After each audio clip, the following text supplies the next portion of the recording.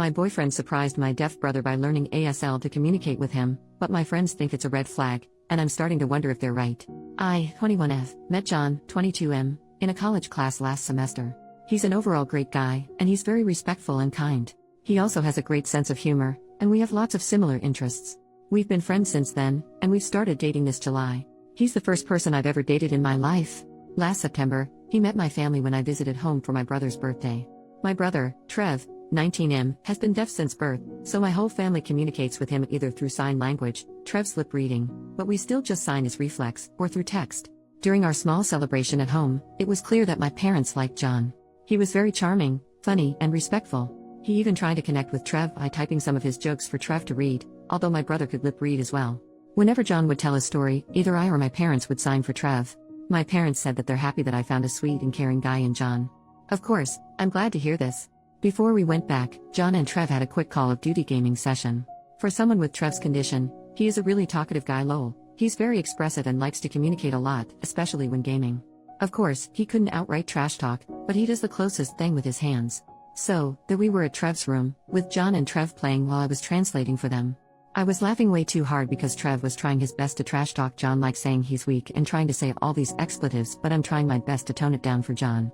Meanwhile, I'm also translating John's instructions and strategies for Trev.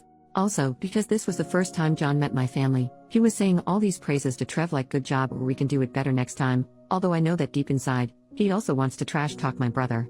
The two of them got along pretty well, and they've been having some online gaming sessions since then.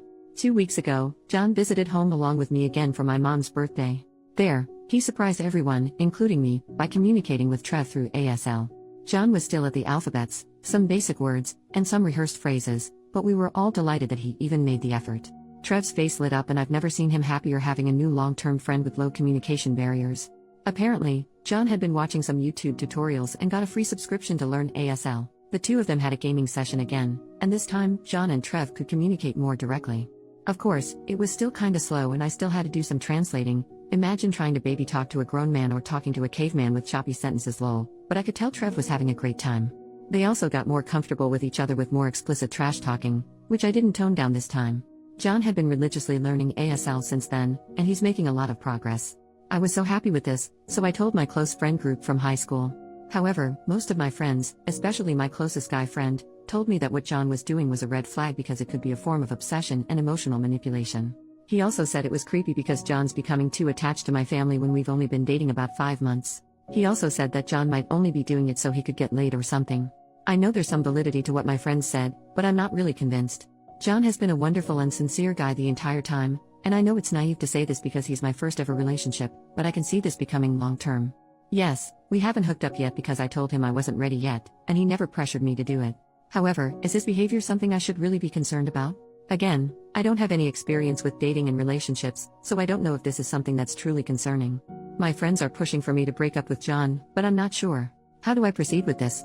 Edit. Wait, whoa. I took a break to work on a paper and there are now almost 1,000 comments. I'll try to process everything, but thank you for your kind words, Reddit. Yes, John is a wonderful guy, has so far given me no reasons to doubt his sincerity. It's only my friends who planted the seeds in my mind since they've all had experiences with dating and relationships, so the pressure kinda got to me. Thank you for all your insights. Update. 1 month later. First off, I wanted to thank everyone who gave their insights on my original post. As I said, I'm very new to relationships, so reading insights other than my inner circles was very eye-opening. To begin, many Redditors said that my high school friends are conniving, untrustworthy, and ableist people who never bothered learning ASL despite knowing me for a long time. I take accountability for this. I'm not saying they're blameless, but it's not entirely their fault. For some context, our family moved to our area when I was in senior year of high school due to my dad's job.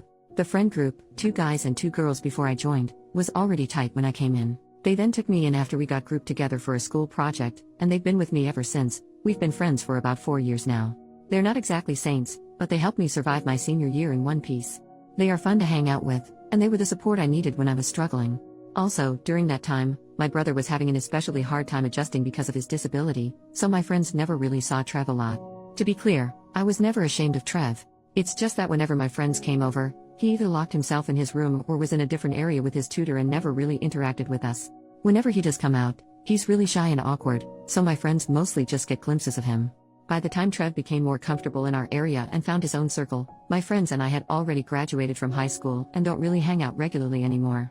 They're friendly and polite with Trev, but then again, they never interacted as much to the point of them actually needing to learn ASL for him. Now, for the update. Last week, my friend group had our New Year party and I decided to bring John along to meet the rest of my friends. My other friend in the group also brought his girlfriend, so this wasn't really weird. Others have done so in the past as well. I've commented in the previous post that John had only met my closest guy friend, I'll call him Mike, 21M, so I wanted the rest of them to form their own opinions of John after they've met him. Initially, there was some tension and awkwardness from my friend group towards John. They were a bit cold, and they were throwing some harsh remarks toward him. Eventually though, they all warmed up to him, and they were actually pleasantly surprised by his personality. We all got along well, and we all even had fun in our games. However, I could tell that there was still awkward tension coming from Mike towards John and the rest of our group. He was throwing meaner jokes more than usual and he's kind of isolating himself from the activities. The day after the party, I had lunch with my closest girlfriend Sophie, 21F, to clear the air because I could tell that they could also sense something was off. A lot of Redditors speculated that Mike had a crush on me and was jealous of my relationship with John. Turns out, you're all 1000% correct, but it's a lot more complicated than that. Apparently, Mike has had a crush on me since our senior year high school. However, he's known in our school as a notorious ladies' man and had a new girl with him almost every month. This got exponentially worse during college. He had different hookups almost every night, and he even had a pregnancy scare with a girl last year. I knew about all of this because he bragged about sleeping around every time we meet up. What I didn't know was that the entire time, Mike has been making up fake stories about me and him.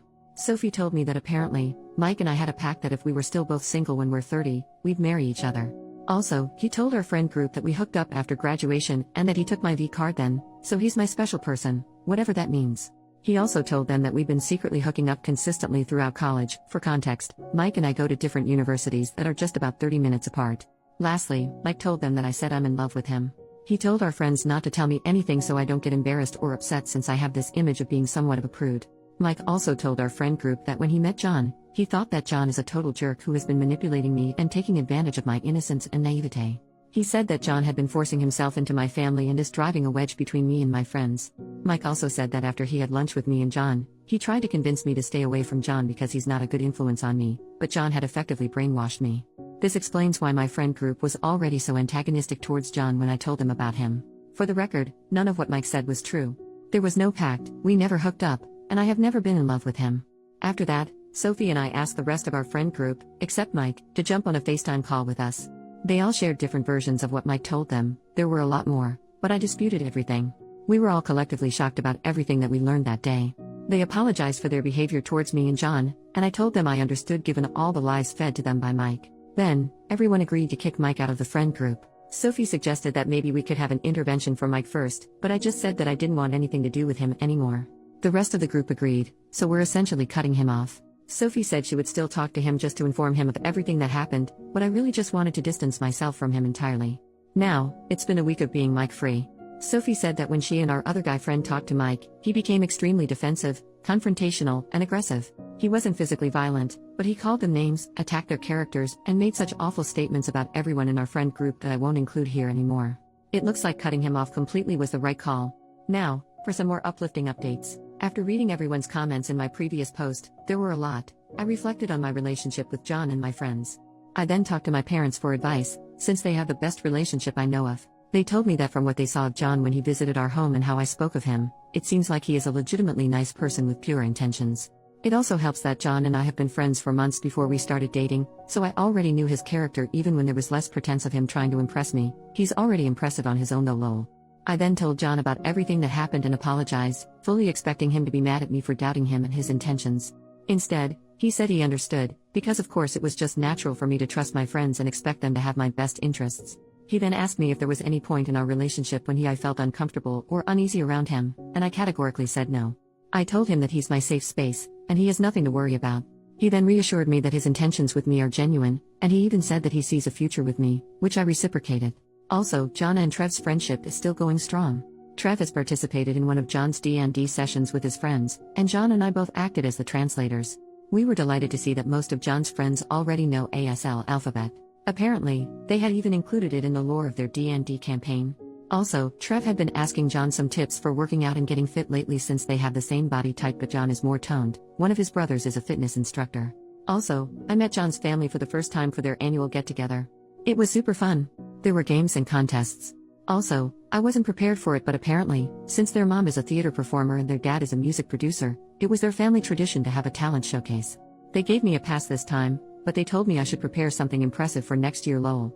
John and his brothers performed Bye Bye Bye Bye in sync, in full Deadpool, Wolverine, and Captain America costumes, while his sisters and their husbands did Defying Gravity from Wicked. Their parents did a medley from The Sound of Music. It was a total blast. I felt their family's warm welcome, and they really treated me as one of their own. I could see where John got his good values and looks from, though I think I need to start taking voice and dance lessons to keep up with them lol. So, that's it for this update. My relationship with John is stronger than ever, and I finally know who my true friends are. If you've made it this far, thank you so much for your time. Happy New Year to us all.